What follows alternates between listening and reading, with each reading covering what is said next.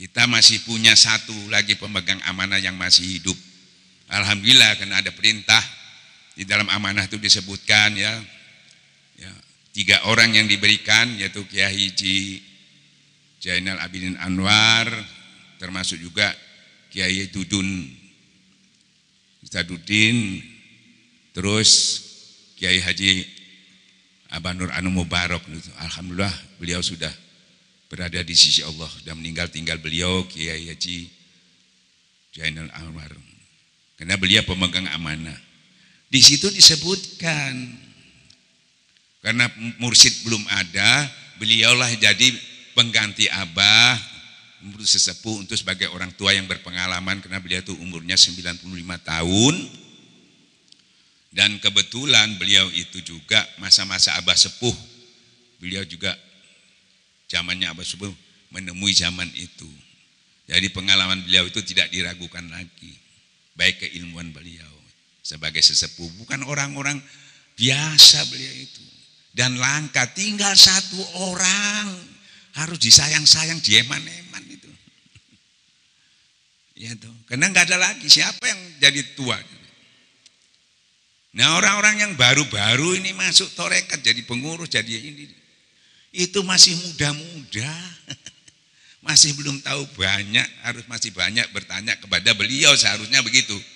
Makanya Abah mengadakan gitu, jadi regenerasi ini bertanya kepada yang tua-tua ini, yang sepuh-sepuh ini, karena pasti nggak banyak tahu. Makanya Abah memberikan lembaga itu, mengangkat beliau itu supaya orang-orang itu waktu lembaga itu apa? Termasuk yayasan, di situ ya lembaga. Wakil talqin, pemimpin hataman. Kalau ada masalah itu harus berkonsultasi kepada beliau. Karena itu lembaga, jadi suruh konsultasi. Karena ini lembaga Pak, bukan perorangan. Kan begitu ya? Jadi ada aturan mainnya. Ini enggak, beliau itu dipinggirkan, tidak seakan tidak ada manfaatnya sama sekali, diangkat pemirsa Abang. Jadi musyawarahnya itu kepada keluarga. Itu bukan urusan pribadi, kalau pribadi itu ke keluarga. Ini urusan lembaga yang menyangkut ikhwan ajaran. Itu sudah sifatnya sudah umum. Makanya diberikan lembaga. Jadi keputusannya itu plus lembaga itu punya aturan-aturan. Seperti hanya organisasi, punya aturan-aturan yang harus diikuti. Ya, kalau aturan lembaga itu termasuk Kangjen juga itu tidak dihiraukan, tidak dipakai. Ya. Terus apa gunanya itu Abah menunjuk itu? Apa gunanya Abah mendirikan yayasan kalau semua keputusan di tangan pribadi-pribadi keluarga? Ini enggak bisa. Mau secara hukum Allah lagi, hukum adat pun tidak bisa. Nah, jadi kita jangan fanatis buta, jangan. Ya toh, ada aturan, Abah sudah bilang. Kita jadi terpuruk itu pertama tadi yang katakan tidak ada pertemuan. Ini sudah enggak taat sama Abah. Su'ul adab ini namanya. Itu sampai disebut ajang silaturahmi dibubarkan, silaturahmi diputuskan. Bahkan diputuskannya sampai di daerah-daerah juga pengamal-pengamal itu diputuskan, dipecah belah. Senang kita itu memecah belah. Senang kalau iwan-iwan terporak-poranda. Bahkan difitnah katanya bukan lagi bagian dari pondok pesantren Al-Hidayah. Bagaimana bukan bagiannya? Kita sudah diskusi dengan beliau. Beliau itu diangkat pangersa Abah, memegang amanah. Tempatnya di pondok pesantren Suralaya. Beliau juga wakil talqin, memegang amanah sesepuh di sana. Dan kita berdiskusi untuk memikirkan ke depan bagaimana sesuai dengan amanah Abah mengamankan, melestarikan dan sebagainya. Kita sudah tua, sesepuh-sepuh, kita memikirkan ke depan ini bagaimana regenerasi ini yang belum banyak yang tahu. Makanya kita himpun, kita mau bicarakan di dalam pertemuan itu. Bukan hanya membahas masalah bagaimana mursyid, bagaimana wakil talqin, bukan itu aja, banyak sekali yang harus kita selesaikan untuk bisa mewariskan pengetahuan kita ini kepada regenerasi yang akan datang supaya tetap Tarekat Qurairiyah Sambandiyah Pondok Pesantren ini tetap lestari. Nah, untuk melestarikan itu Pondok Suralaya ini punya kesulitan. Kesulitannya itu karena cara syiarnya menyelamatkan orang itu pakai ditalkin. Kecuali itu satu ulama persatuan apa itu, misalnya ahli sunnah dan sebagainya yang nggak pakai talkin, itu nggak ada masalah. Kita mengangkat satu orang aja harus ditalkin. Bagaimana kalau sudah nggak ada wakil talkin yang mau diangkat itu nggak ada? Nah, itu kita pikirkan. Karena kita memikirkan dan itu kita membentuk tim untuk menyampaikan berdiskusi kepada beliau itu waktunya sampai 7 tahun baru beliau mengizinkan. Mungkin dipikirkan sama beliau, mungkin ditimbang-timbang dulu sama beliau. Jangan dibodoh-bodohi, seakan kita menekan, seakan memanfaatkan. Kalau memanfaatkan kita memang manfaatkan karena beliau memegang amanah. Kita tidak berani melakukannya sebelum beliau mengizinkannya. Alhamdulillah dengan kesabaran Profesor Juhaya, kami yang membantu almarhum Abu, ya Ustadz Abu, mudah-mudahan Allah menerima kebaikannya. Termasuk berapa orang yang sudah meninggal itu tadi. Memperjuangkan bagaimana bolak-balik ke sana, bukan sehari 2 hari itu. Alhamdulillah beliau menyadarinya bahwa itu benar, beliau memutuskan benar, maka kita dianjurkan untuk melaksanakan itu. Jadi ada izin, ada ridho, bukan asal-asalan. Dan itu perintah Allah suruh berdiskusi. Nah, ini banyak orang berdiskusi bukan ke sana. Berdiskusinya kepada orang yang nggak diangkat menjadi pemegang amanah, yang nggak bisa, nggak punya otoritas, nggak dapat restu ridho dari Abah. Malah itu yang diikuti. Nah, ini kan Masya Allah. Tolonglah ayo para wakil-wakil talqin, bangunlah.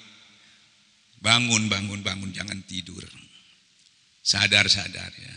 Ya, ini berapa orang sudah berangkat, jangan sampai kita berangkat nanti bukan ikut menyelesaikan masalah, termasuk orang-orang yang menimbulkan masalah atau pembiaran kepada masalah yang nanti kita ditanya sama Allah Subhanahu wa taala, bahkan mungkin kita tidak terima oleh guru-guru kita karena kita su'ul adab, mengkhianati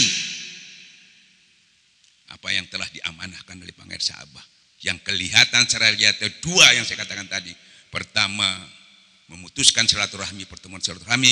Kedua, Abah menitipkan seseorang yaitu untuk bisa menjadi pemimpin walaupun bukan mursyid, tetap kita hormati. Dan itu dulu sepakat semuanya menghormatinya, tapi tidak cukup menghormatinya.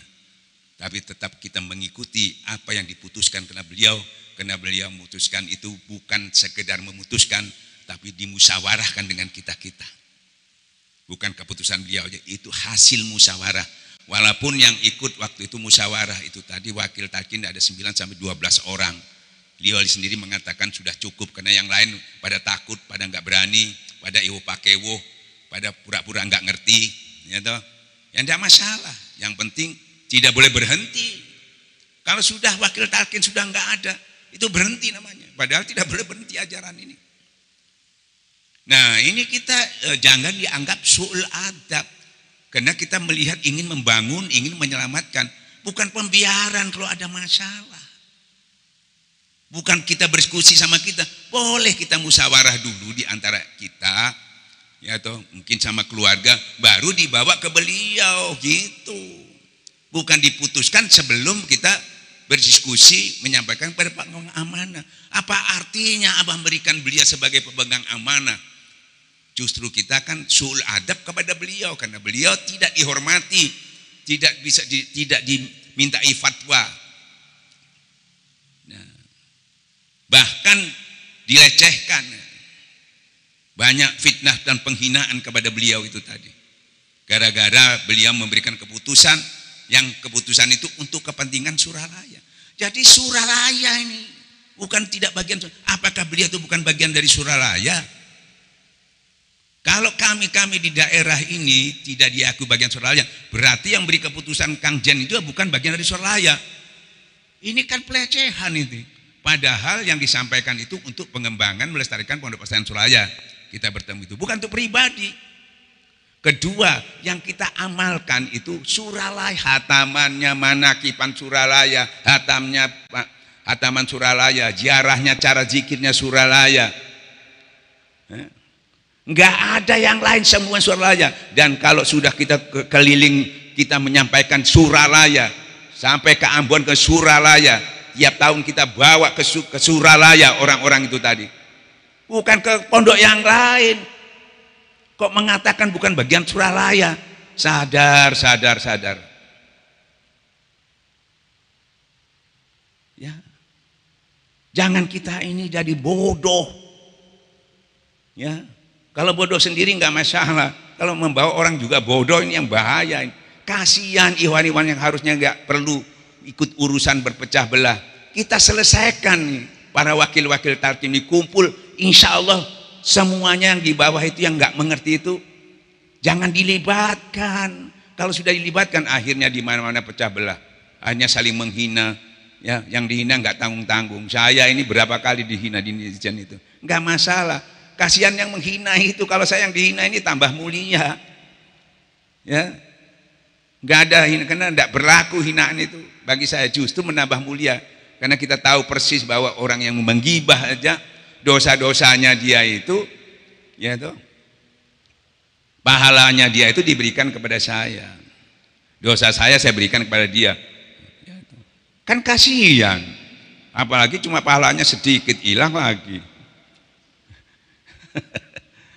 Kebetulan dosa saya banyak, tumpui lagi.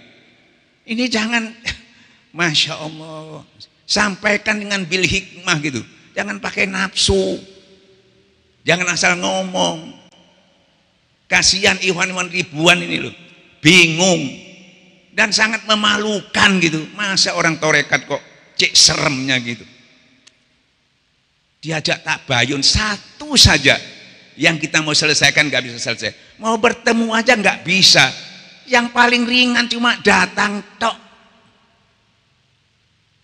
Yang mengundang juga cuma gampang pakai kertas tok tanda tangan. Lo ngono kok gak bisa yuk. Pakai kertas tok tanda tangan. Tangannya juga tangannya Allah. Punyanya Allah. Terus yang diundang tinggal datang duduk. Masa gitu aja nggak bisa. Apalagi diberi tugas-tugas yang berat, yang paling ringan aja nggak bisa. Ini menunjukkan kelemahan kita. Malu kita ini berzikir tiap malam kepada Allah. Gara-gara kita masih mengikuti hawa nafsu, maka semua apa yang kita lakukan itu berantakan semua, nggak ada nilainya. Buktinya berantakan, memang berantakan sekarang. Nah, kebetulan kita melalui prosedur selesai, tinggal saya kerja, maka kita angkat di mana-mana yang rawan wakil talqin yang nggak ada orang butuh untuk ingat kepada Allah. Untuk cuma mengingatkan orang kepada talqin itu nggak ada apa-apanya. Bukan sesuatu yang bagaimana, bukan. Nilainya gampang disampaikan, tapi bobot timbangannya berat. Kita menyelamatkan orang yang lupa. Banyak orang yang lupa kepada Allah itu tadi. Di dalam Quran juga Allah sudah menyampaikan banyak orang yang lupa. Bahkan tertutup. Kita ini kerjanya keliling itu bukan cari duit, bukan cari popularitas. Bawa misi Suryalaya untuk menyelamatkan umat ingat kepada Allah. Nggak ada apa-apanya, cuma itu tok. Wah, ini kayak Masya Allah, ribut, nggak jelas. Cuma menyelamatkan orang tok, yang banyak lupa. Nah, ini tidak boleh. Tidak boleh. Kecuali disuruh lupa kepada Allah itu boleh. Orang untuk mengingatkan Allah supaya ingat kepada Allah kok nggak boleh. Nah, inilah Masya Allah. Untuk menyelesaikannya gampang. Makanya terakhir ya toh, Saya sampaikan, ya, mudah-mudahan setiap wakil-wakil talqin, apalagi ada wakil-wakil yang keliling itu memprovokasi terus memecah belah, ya toh, tanyakan datang kepada pemegang amanah. Nggak ada yang berani datang ke pemegang amanah itu, nggak ada yang berani. Kenapa nggak berani? Yang di depan hidungnya saja, yang tinggal di Suralaya aja nggak berani ketemu beliau itu. Kenapa? Padahal Abah itu ditunjuk itu sama Abah. Kenapa nggak berani? Kalau nggak ketemu beliau nggak selesai. Tanya kepada beliau, kenapa takut kalau memang benar? Atau datang kepada saya, Ustadz Ali. Tanya, saya masih hidup. Bisa lewat telepon, bisa datang. Bisa saya datangi. Selesai, bukan untuk gagah-gagahan. Bukan untuk menang-menangan. Menyelamatkan ikhwan. Senang sampai di daerah itu ada 2 kubu, 3 kubu. Namanya semua Torekat Qadriyah Naksabandiyah Pondok Pesantren. Senang ditonton orang itu. Kita bertengkar, kita berselisih, kita berperang. Senang. Na'udzubillah min zalik. Ayo semua wakil talqin, ayo kita bertemu. Kita berkumpul di mana? Untuk menyelesaikan ini supaya enggak berlarut-larut. Seperti saya katakan tadi, jangan sampai kita mati seperti wakil-wakil telah mendahului kita, tapi tidak menyelesaikan masalah, masih membawa masalah. Na'udzubillah min zalik.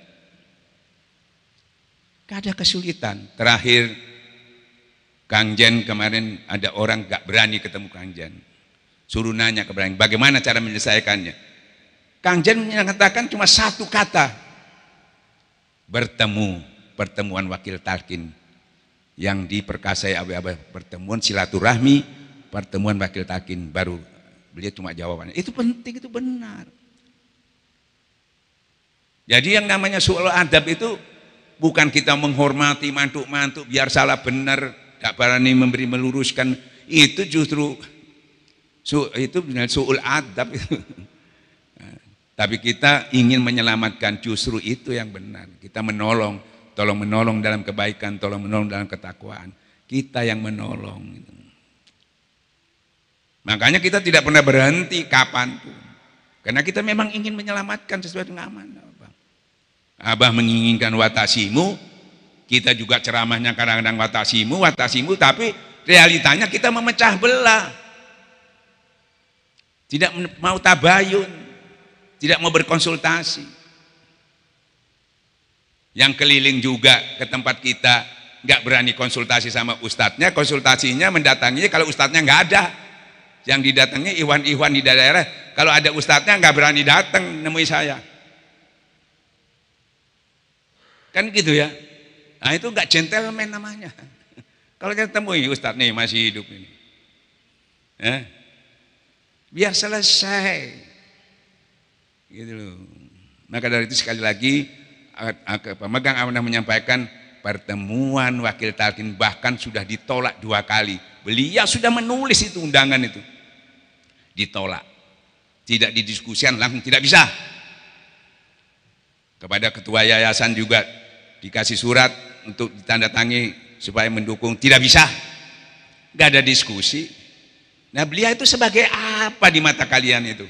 Padahal di mata Abah beliau itu pemegang amanah, pemegang otoritas untuk semua lembaga, wakil talqin, pemegang hataman, semuanya harus berkonsultasi kepada beliau. Itu diabaikan. Nah disitulah masalahnya, maka ini tidak bisa selesai. Tapi insya Allah mudah-mudahan Allah membuka, Allahumma tahlil futul arifin, mudah-mudahan hati-hati kita yang tertutup ini dibuka sama Allah, ya toh. Karena ini termasuk terhina kita kalau terus begini, ya toh. Bangga kita dengan zikir kita, makom kita, bangga dengan pangersa Abah, ya. Tapi kita dalam kurun ini setelah meninggal Abah tidak bisa dibanggakan lagi kalau kita tidak memperbaikinya bersama-sama. Tidak bisa dibanggakan lagi. Bahkan lebih terpuruk lagi karena isinya cuma ghibah dan fitnah. Wabillahi taufiq wal hidayah. Assalamualaikum warahmatullahi wabarakatuh.